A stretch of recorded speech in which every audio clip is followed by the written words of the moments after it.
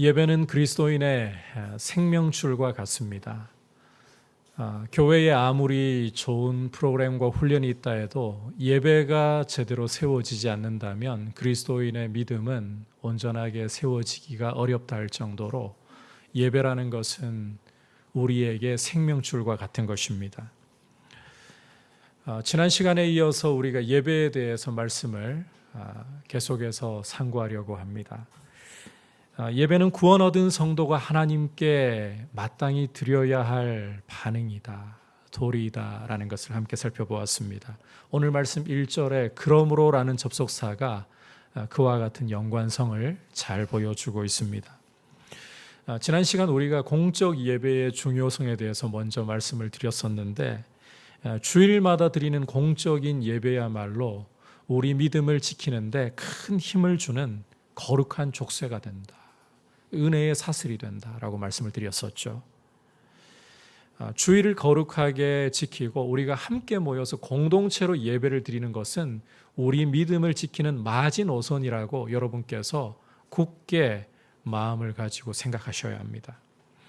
아울러 공동체가 함께 드리는 예배 가운데에 성령께서 충만하게 임하셔서 풍성한 은혜를 주시는데, 이것은 아무리 경건한 개인이 혼자서 예배를 잘 드리더라도 그것과 비교할 수 없는 풍성함을 가진다라고 말씀을 드렸어요. 그래서 여러분께서 정말 부득이한 일이 아니라면 주일에 이렇게 함께 모여서 공동체로 드리는 예배, 이것은 사수해야 하는 우리 믿음의 기반이고 기본이다.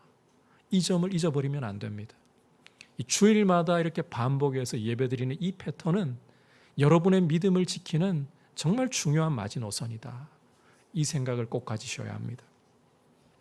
하지만 우리가 드리는 예배가 이 예배당 안에서 머무는 것으로 끝나버린다면, 우리 그리스도인들의 삶이 이 예배당 안에서만 그리스도인으로 끝나버린다면 이것은 반쪽짜리입니다.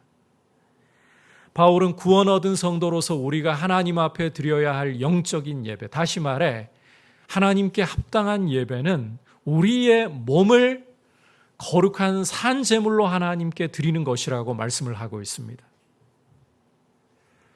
예수님의 피로 구원을 얻은 성도들은 우리 주님이 열어주신 새로운 시대를 살고 있습니다. 이 새 시대의 그리스도인들은 과거 율법 아래서 성전 제사를 반복할 필요가 없습니다. 왜냐하면 이 율법 아래서 흠없는 짐승을 잡아 죽여서 드리던 성전 제사는 장차 우리 주님이 십자가에 달려서 우리를 위한 화목 제물이 되실 것을 예고하는 하나의 모형일 뿐이었기 때문입니다. 이제 십자가에 죽으시고 부활 승천하심으로 하늘 보좌 우편에 앉아 계신 예수님 때문에 더 이상 과거의 이 짐승을 잡아 죽이는 제사가 필요가 없어졌습니다. 이 제사는 폐하여졌습니다. 예수님을 믿음으로 이제 우리는 우리의 몸을 하나님 앞에 산 제물로 드리는 예배자들이 되어야 하는 것입니다. 과거 짐승을 죽여서 드리는 제사가 아니라 우리가 이 땅에 살아있는 동안 우리의 몸을 산 제물로 드리는 예배자. 예배당 밖에서 우리의 삶의 자리에서 우리의 삶을 하나님이 기뻐하실 그리스도인으로서 살아가는 모습, 이게 하나님께 합당한 예배라는 것입니다. 오늘도 여러분과 함께 이제 계속해서 이 하나님께 합당한 예배에 대해서 계속해서 귀를 기울이려고 합니다. 어떻게 예배를 드리는 모습이야말로 하나님께 합당한 예배를 드리는 구체적인 모습인가? 자, 첫 번째는 이 세대를 본받지 말라는 것입니다. 이 세대를 본받지 말아야 한다. 2절 머리 부분을 보시면 너희는 이 세대를 본받지 말고라고 말씀을 하고 있습니다. 참고로 새 번역에서는 이 부분을 이 시대의 풍조를 본받지 말고라고 번역을 하고 있는데, 이 시대의 풍조를 따른다는 것은 에베소서 2장 1절부터 3절에서 보여주는 것처럼 허물과 죄로 죽은 모습입니다. 허물과 죄 가운데에서 하나님을 적극적으로 반역하는 모습들 중에 하나라는 것입니다. 따라서 우리의 삶을 하나님이 기뻐하실 거룩한 산 제물로 드리려면 이 시대의 풍조, 다시 말해 죄와 반역의 길로부터 돌아서는 삶을 살아야 한다. 왜냐하면 이와 같은 길을 따라가는 것은 하나님의 진노를 불러오는 것 외에 다른 길이 아니기 때문입니다. 자, 그렇다면 우리가 본받지 말고 돌아서야 할 이 시대의 풍조, 이 세상의 모습이라는 게 좀 더 구체적으로 어떤 모습을 가지고 있는 것인가? 사도 바울은 갈라디아서 5장 19절부터 21절에서 육체의 일이라는 표현을 써서 이 모습을 묘사를 하고 있습니다. 함께 갈라디아서 5장 19절부터 읽도록 하겠습니다. 시작. 육체의 일은 분명하니 곧 음행과 더러운 것과 호색과 우상숭배와 주술과 원수 맺는 것과 분쟁과 시기와 분냄과 당 짓는 것과 분열함과 또 그와 같은 것들이라. 전에 너희에게 경계한 것 같이 경계하노니 이런 일을 하는 자들은 하나님의 나라를 유업으로 받지 못할 것이요. 계속해서 디모데전서 6장 9절부터 10절까지 말씀에 또 귀를 기울이도록 하겠습니다. 시작. 부하려 하는 자들은 시험과 올무와 여러 가지 어리석고 해로운 욕심에 떨어지나니 곧 사람으로 파멸과 멸망에 빠지게 하는 것이라. 돈을 사랑함이 일만하게 뿌리가 되나니 이것을 탐내는 자들은 미혹을 받아 믿음에서 떠나 많은 근심으로써 자기를 찔렀도다. 요컨대 육체의 일이라는 것은, 이 세대의 풍조라는 것은 결혼이라는 울타리를 벗어나서 성을 함부로 내 마음대로 사용하는 것, 하나님 자리에다 다른 우상을 올려두고 그것을 섬기는 것, 자기 이익을 위해 편을 만들어 다투고 술 취하고 방탕하며 돈을 사랑하는 것이라고 정리를 해볼 수가 있습니다. 1990년대부터 해서 2000년대 초반까지 우리 한국 교회에 적지 않은 영향을 끼쳤던 리차드 포스터 목사님이 쓴 책 제목이 이 육체의 일을 잘 압축해서 보여주고 있습니다. 돈, 섹스, 권력. 돈, 섹스, 권력. 바로 이게 육체의 일을 보여주는 표현들이에요. 노아 홍수가 있었던 시대는 그야말로 불법과 강포가 온 세상에 만연했습니다. 이 시대의 사회 구조를 보면 하나님의 아들들, 그러니까 힘과 권력을 가지고 있는 기득권층을 가리킵니다. 이런 기득권층이 자기 눈에 보기에 좋은 대로 여인들을 아내로 취하는 시대였어요. 자기가 가진 힘과 부를 가지고서 가난하고 어렵고 소외된 사람들을 돌보아 주기는커녕 자기가 원하는 여인을 아내로 삼기 위해 그들을 오히려 짓밟고 죽이는 강포가 난무한 시대. 이게 노아의 시대였습니다. 이런 자기의 힘을 가지고서 자기의 욕망을 채우는 모습, 이것을 보시고 하나님께서는 지구적인 심판, 물러서 세상을 뒤덮으시고 창조를 뒤집어 버리시는 이런 심판을 내리신 것이었습니다. 돈, 섹스, 권력, 이것이 우리가 정말 경계하고 돌아서야 할 이 시대의 풍조를 보여주는 중요한 단어들입니다.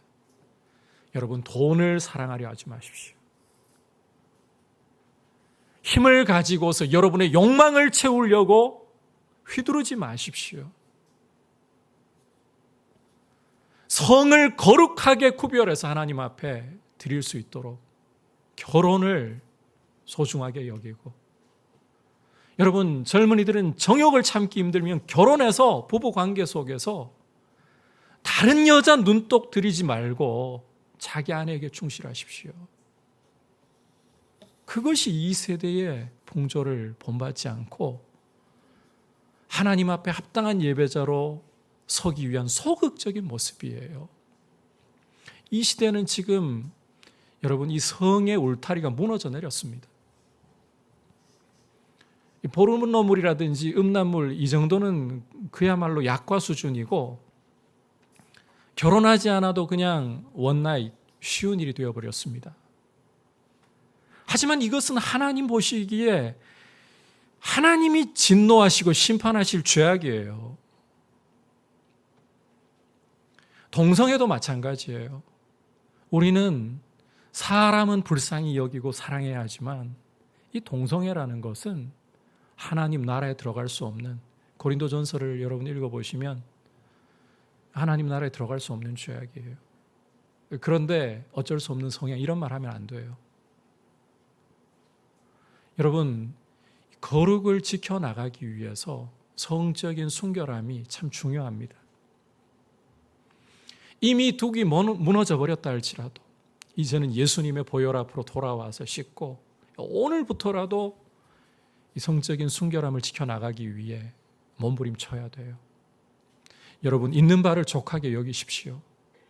하나님이 여러분에게 돈을 맡겨주신다면 그 돈을 저축하고 모으고 또 좋은 일에 잘 쓰시는 거 필요합니다. 그렇게 하는 것이 돈을 사랑하는 모습은 아니에요.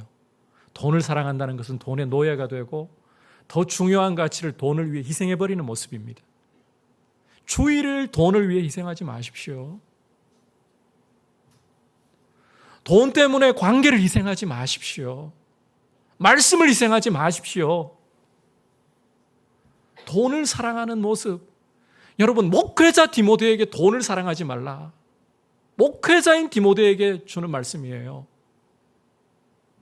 목회자도 돈 앞에 장사가 아니라는 거예요. 여러분 가지고 있는 힘이 어떠한 것이든지 간에 그것 가지고 여러분보다 약한 사람에게 휘두르지 마십시오. 이런 것들이 세상의 풍조예요. 거룩한 예배자로 하나님 앞에 드려지려면 이런 시대의 풍조를 우리가 본받지 말아야 한다. 이 시대의 풍조를 따르지 말아야 한다.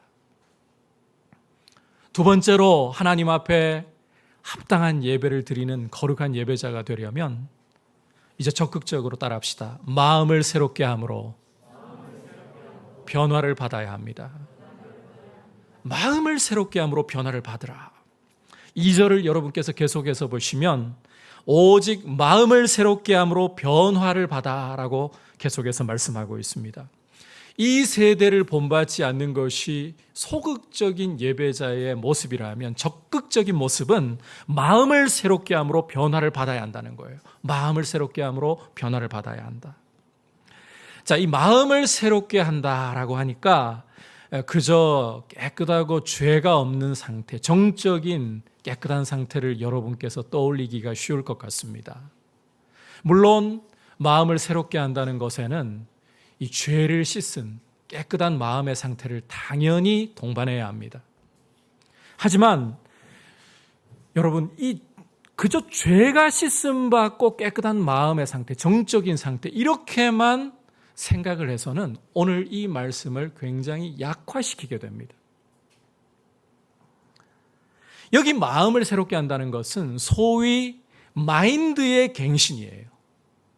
정신 구조를 새롭게 하라는 거예요. 마음을 새롭게 하라고 하니까 우리가 이 어떤 감정의 영역도 많이 떠오를 것 같은데 그보다는 이 마인드, 정신 구조를 갱신하라, 새롭게 하라, 이 말이에요. 굉장히 적극적이고 진취적인 개념을 이 표현 속에 담고 있다는 것입니다. 단순히 우리가 죄를 씻고 마음을 깨끗하게 그냥 두는 정도 가지고는 하나님께 우리 삶을 적극적으로 드리는 예배자가 될 수가 없어요. 이 마인드를 갱신하는, 우리의 정신 구조를 새롭게 하는 적극적인 모습이 필요한 거예요. 제가 과거 부목사로 섬겼던 한 교회에서는 치유 집회를, 내적 치유 집회를 굉장히 좀 자주 열곤 했습니다. 부목사니까 그 안내를 서잖아요. 그러면서 두 가지 패턴을 관찰하게 되더라고요. 유심히 보려고 했던 것도 아닌데 반복해서 보다 보니까 이 패턴이 저한테 들어오는 게 있어요.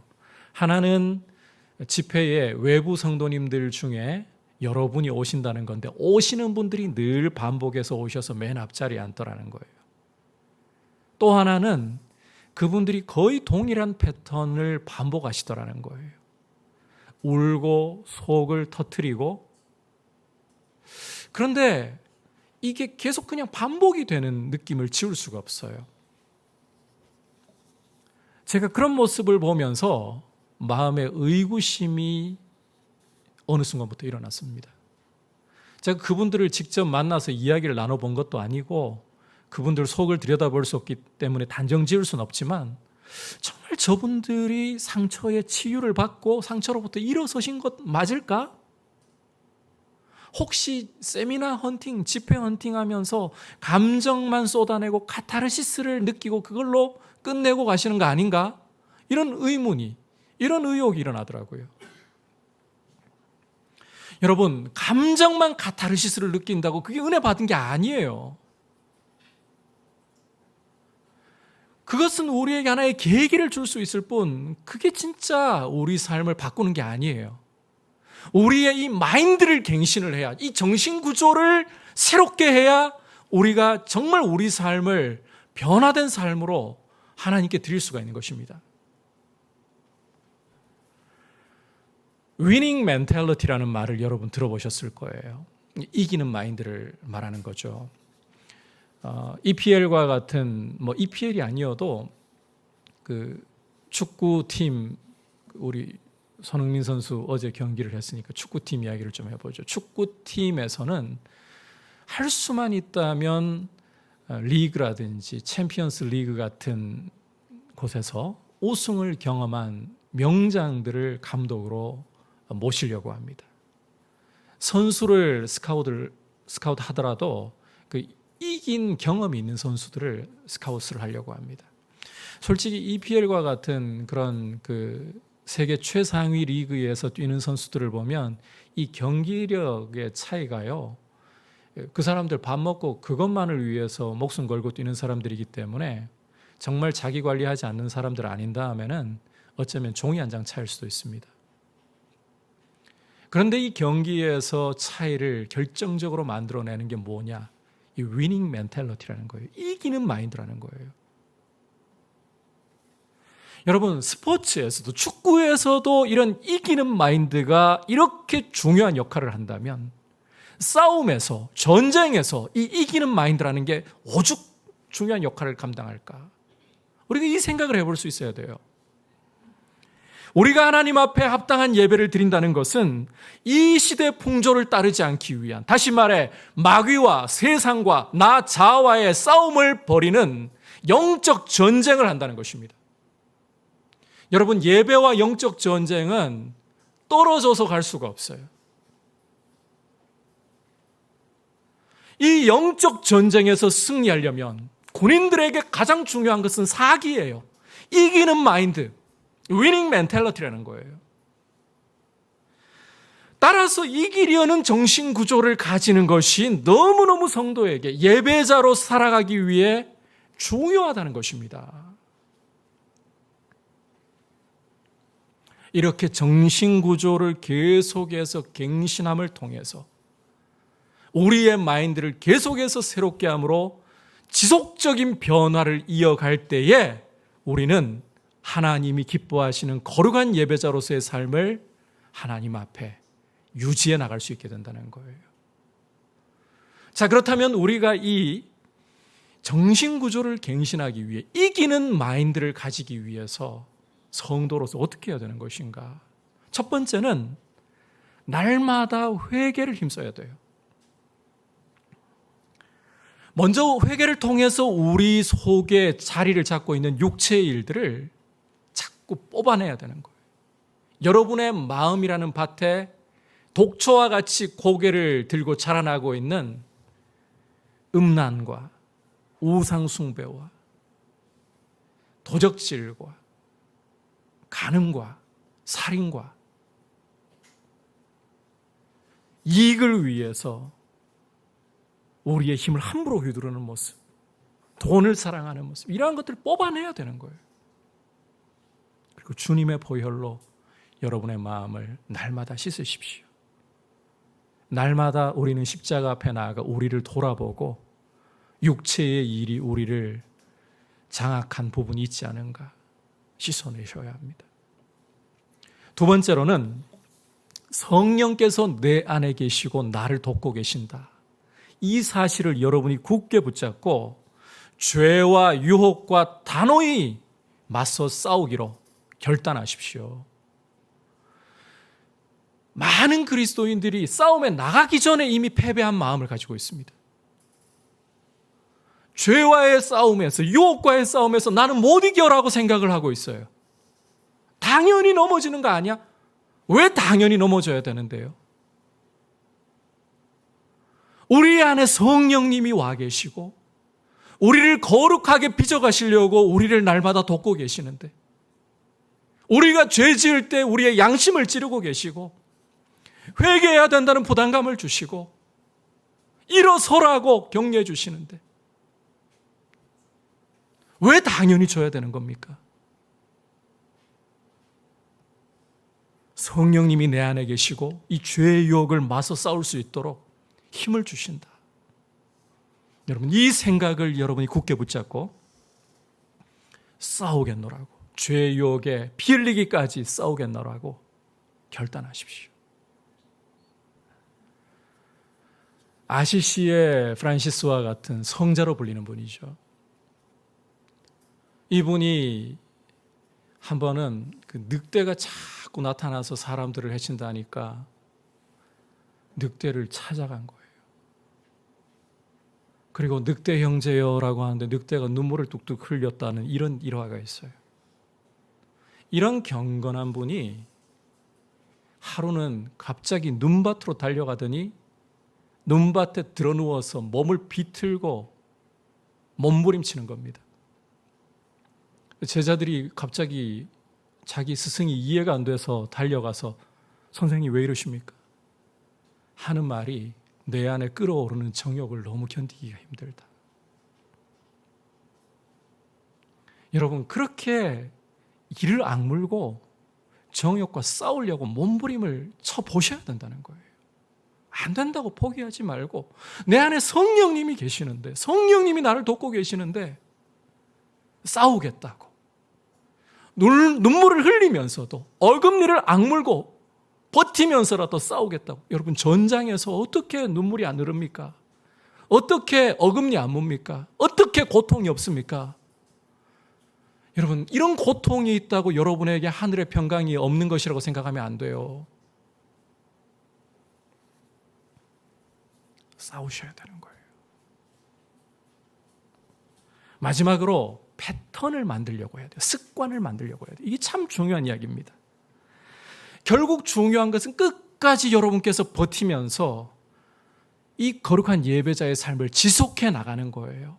한 번, 두 번, 하루 이틀 웬만큼 은혜 받으면 돼요. 그런데 그 다음은 또 되돌아갈 건가요?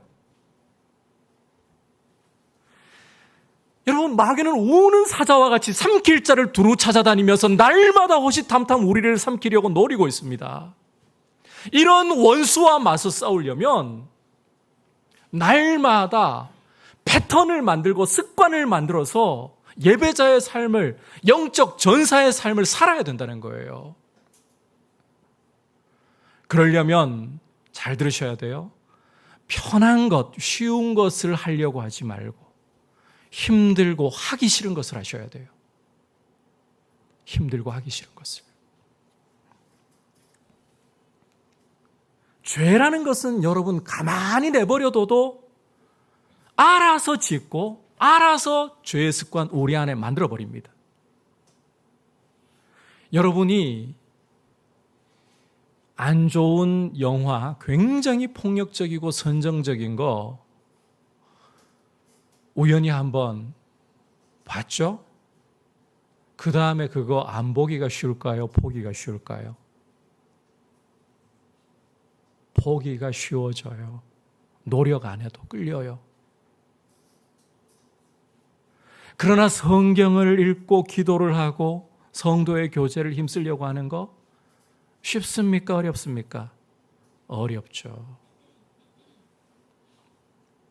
어려운 거, 쉽지 않은 거, 하기 싫은 걸 택하셔야 돼요. 그리고 이걸 기억하십시오. 하기 싫어도 힘들어도 하다 보면 됩니다. 자꾸 반복하다 보면 됩니다. 하나님은 여러분이 잘 못하는 것 가지고 뭐라 하시지 않고 안 하는 게 문제라고 보십니다. 여러분의 믿음의 수준 가지고 여러분을 평가하실 필요도 없어요. 내 믿음이 얼마나 좋은가 나쁜가 이거 가지고 여러분 스스로 평가하려고 하지 마십시오. 오히려 주님 앞에 살려고 여러분이 작은 몸부림이라도 치는 것, 이걸 하나님이 기뻐하시는 거예요. 얼마나 잘 걸었느냐, 얼마나 실패 안 하고 완성된 모습으로 잘 갔냐, 그게 아니에요. 실패하고 넘어져도 나는 주님 뜻대로 살고 싶고 성도의 교제를 힘쓰고 싶고 기도하는 일을 힘쓰고 싶고 예배자로 살고 싶고, 주님은 그 중심을 보고 계시는 분입니다. 하려고 하십시오. 기도 왜 쉽다고 생각하십니까? 어려워요. 제가 13년을 새벽 기도를 힘쓰려고 패턴을 만들어 왔지만 여러분, 하루 이틀 쉬다 보면 일주일 쉬는 게 더 쉬워지지 새벽 기도 잘 지키는 거 더 어려워요. 그럼에도 불구하고 꾸역꾸역 하다 보면 이게 또 만들어져요. 기도 훈련이 돼요. JYP의 수장인 그 박진영 씨, 제가 한 번씩 여러분들께 이야기를 드렸던 것 같아요.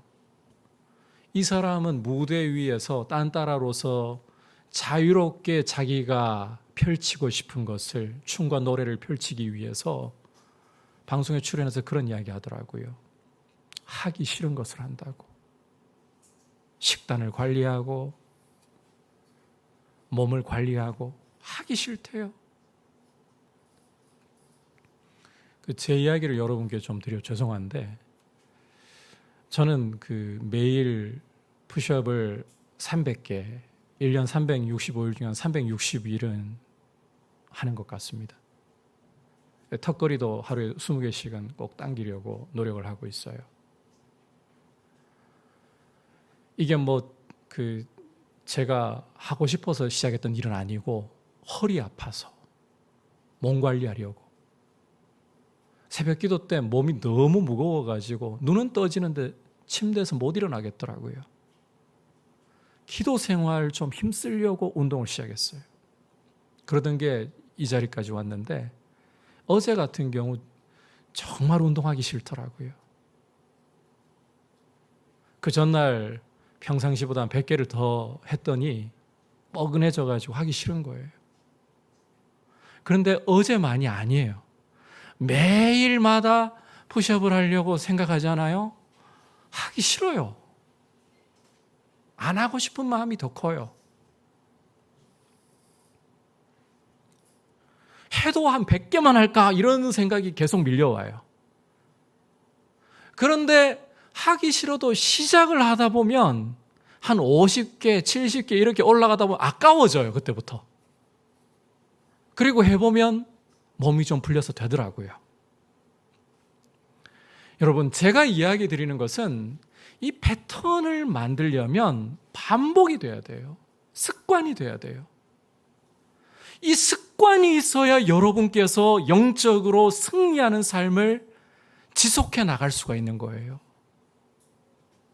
습관이 없으면 여러분이 수련회에서 성령이 강력하게 임하셔서, 어떤 분들은 성령이 강력하게 임하실 때에 정말 눈앞에 인생 살아온 파노라마가 쫙 펼쳐진다 그래요. 죄악이 쫙 펼쳐지고, 그래서 정말 울고불고 떼굴떼굴 구르면서 눈물 콧물 다 빼면서 그렇게 회개를 하고 새 사람 되는 것을 볼 때가 있어요. 실제 제 주변에도 그런 분들 좀 계시고. 그런데 여러분, 수련회에서 그렇게 큰 은혜를 받았지만 그것은 은혜를 받고 새로운 계기가 된 것일 뿐이지 성장하고 성숙한 거 아니에요. 성장과 성숙은 우리의 일상의 자리에서 이루어져 가는 거예요. 죄와 싸우려고 하는 토지를 가지고서 내 안에 성령께서 나를 도우신다라고 외치면서, 성령님 나로 죄의 욕을 거부할 수 있게 도우신다고 외치면서 죄와 맞서 싸우는 이 이기는 마인드를 여러분 안에 가지려고 하고 이것을 반복하려고 실패했다고 주저하지 않고 실패했을 때 십자가 붙들고 또 일어나는 거예요. 실패했지만 주님, 저는 주님 외에 기댈 데 없습니다. 또 일어나서 또 나가는 거예요. 이렇게 반복하면서 여러분에게 패턴이 만들어져야 돼요. 그런 부분에서 나 혼자 힘들어요. 거룩한 감시자들. 공동체가 잡아주는 게 중요하다는 겁니다. 제가 이건 뭐 어쩌면 개인적인 하소연처럼 여러분들께 드리는 말씀일지도 모르겠습니다만, 목회하면서 제가 겪어본 분들 중에 제일 힘든 분들이 어떤 분들인가 하면 잠수 타는 분들, 연락해도 연락 안 받고 만날 생각도 아예 하지 않는 분들, 애매기고 속썩이는 분들은 차라리 괜찮아요. 힘들어도 견딜만 해요. 그런데 아예 연락 안 받아버리는 분들, 몇 개월씩 제가 겪어본 적이 있어요. 실제로 방법이 없어요. 방법이.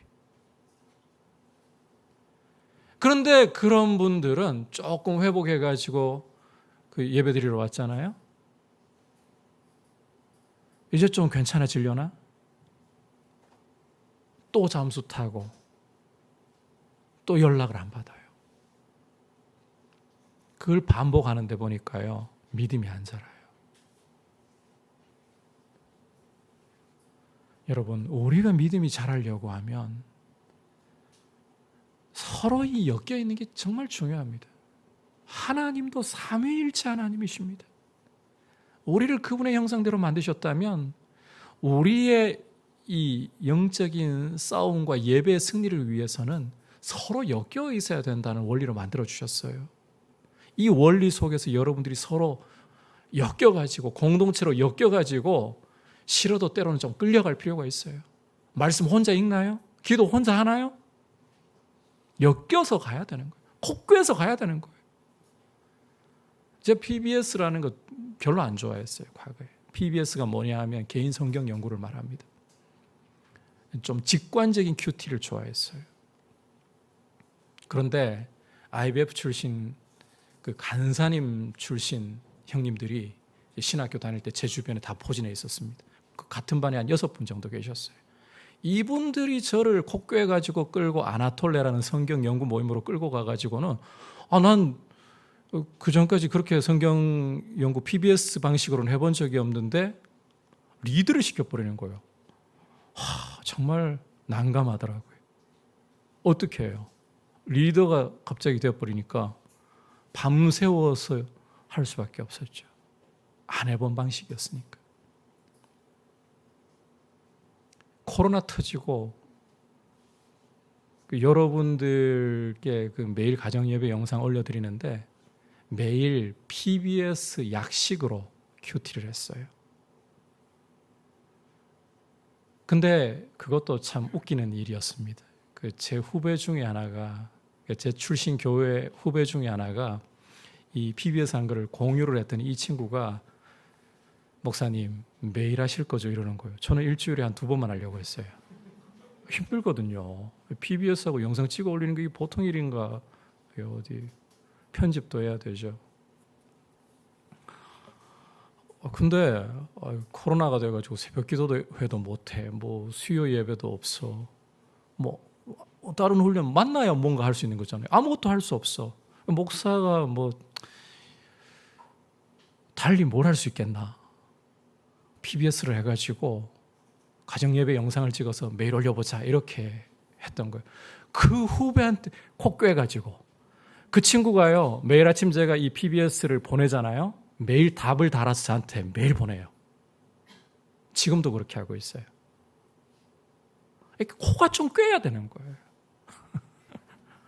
좀 거룩한 이 얽매임이 있어야 우리가 패턴을 만들어요. 습관을 만들어요. 1년 동안은 죽는 줄 알았습니다. 저 PBS 하는 게요. 미치고 팔짝 뛸 노릇이었어요. 매일 하는 게. 그런데 한 1년 하고 나니까 할만해지더라고요. 그러니까 여러분, 이 위닝 멘탈리티, 영적으로도 위닝 멘탈리티를 가져야 돼요. 죄가 내 안에 자리 잡고 있는 영역이 있다면 그것을 주님 앞에 드러내어 회개하고 성령께서 나를 도우시고 죄의 유혹을 이길 수 있게 하신다. 그렇게 단호한 결단 가지고 맞서 싸우기로 하고 패턴을 만들라. 이 좀 적세에 매여서라도 패턴을 만들라.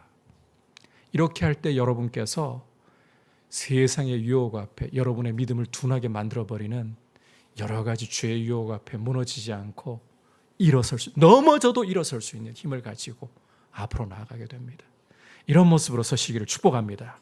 이제 마지막으로 거룩한 예배자가 되려면 하나님의 뜻이 무엇인지를 분별하라. 2절 끝부분 보시기를 바랍니다. 같이 읽겠습니다. 시작.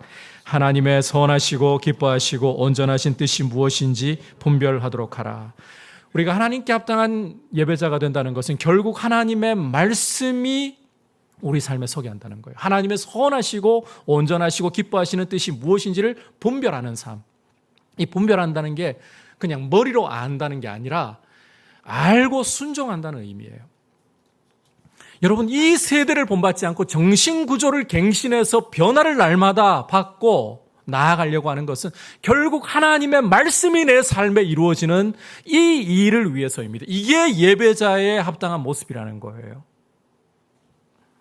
이것은 과거 여호수아에게 하나님이 주셨던 말씀을 떠오르게 합니다. 40년 광야 생활을 마치고 이제 가나안을 목전에 두고 있던 여호수아와 이스라엘, 이 강만 건너가면 적들과 목숨을 건 싸움을 해야 하는 이스라엘과 여호수아에게 하나님이 어떤 명령을 주셨는가?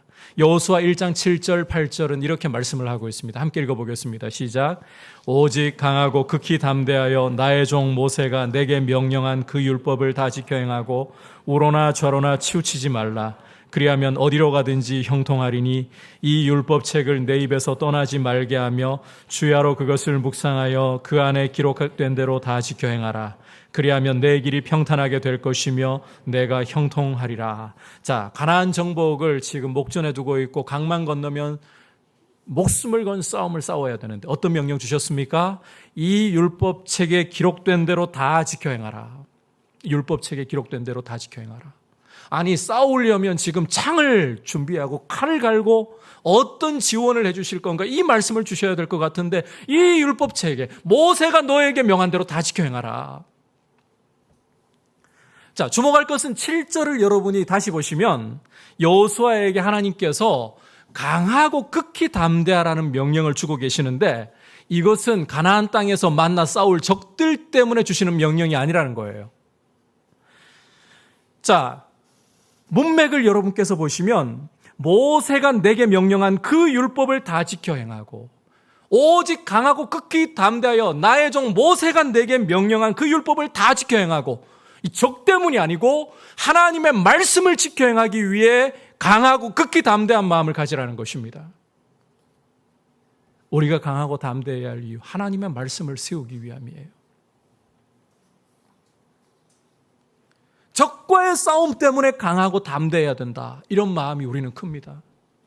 창을 갈고 칼을 갈고 군량미를 준비하고 전술을 택하고, 그런데 하나님은 그게 중요한 게 아니야. 내가 모세를 통해 너에게 명령한 이 명령, 이 율법책에 기록된 명령을 지켜 행하는 것이 너희에게 중요한 거야.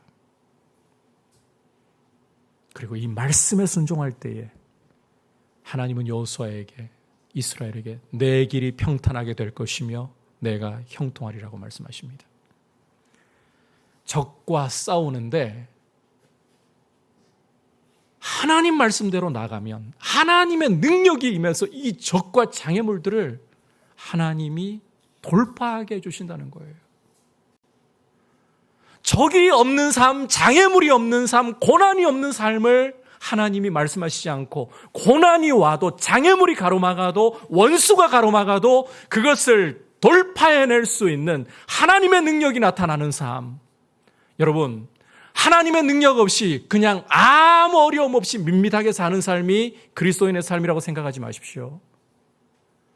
정말 영광스러운 삶은 여러분 앞에 큰 고난이 닥치고 장애물이 닥치고 적이 가로막아도 하나님의 능력으로 이것을 돌파하는 것입니다. 그것이 하나님께 영광이 되고 여러분들이 하나님을 신뢰하는 길이기 때문입니다. 하나님은 그런 삶을 우리에게 약속하셨어요. 결국 하나님의 말씀이 내 삶 가운데 세워지는 삶, 이것이 하나님께 합당한 예배자의 모습이다. 그러므로 여러분, 하나님의 말씀을 묵상하고 그 말씀을 사랑함으로 그 말씀을 자꾸 생각하려고 하고 그 말씀대로 순종하는 것이 복 있는 사람의 길이고 예배자의 길이라는 것을 기억하면서 말씀이 여러분의 삶 가운데 귀하게 세워지는 영광스러운 삶을 주님 앞에서 걸어가시길 축복합니다. 오늘 하나님 앞에 합당한 예배에 대해서 구체적으로 살펴보았습니다. 첫 번째는 이 시대의 풍조를 따르지 말라. 돈, 섹스, 권력으로 요약할 수 있는 이 시대의 풍조를 따르지 말라. 두 번째는 마음을 새롭게 함으로 변화를 받아야 하는데 마인드의 갱신을 말합니다. 이기는 멘탈리티. 회개를 힘쓰고 성령께서 나를 돕고 계신다는 이 사실을 붙들고 습관을 만드십시오. 마지막으로 이 모든 것은 하나님의 말씀에 순종하기 위함이다. 이 사실을 기억하고 넘어지는 것보다 더 중요한 게 다시 일어나 순종하려고 하는 태도입니다. 일어나시고 넘어지면 십자가 붙들고 또 일어나고 넘어지면 또 일어나고 또 일어나고 계속해서 여러분 성령께서 그 가운데 여러분 돌보실 것입니다. 도우실 것입니다. 앞으로 전진해 나가기를 축복합니다. 같이 이제 말씀을 생각하면서 예배합니다. 주님 앞에 고백드리겠습니다.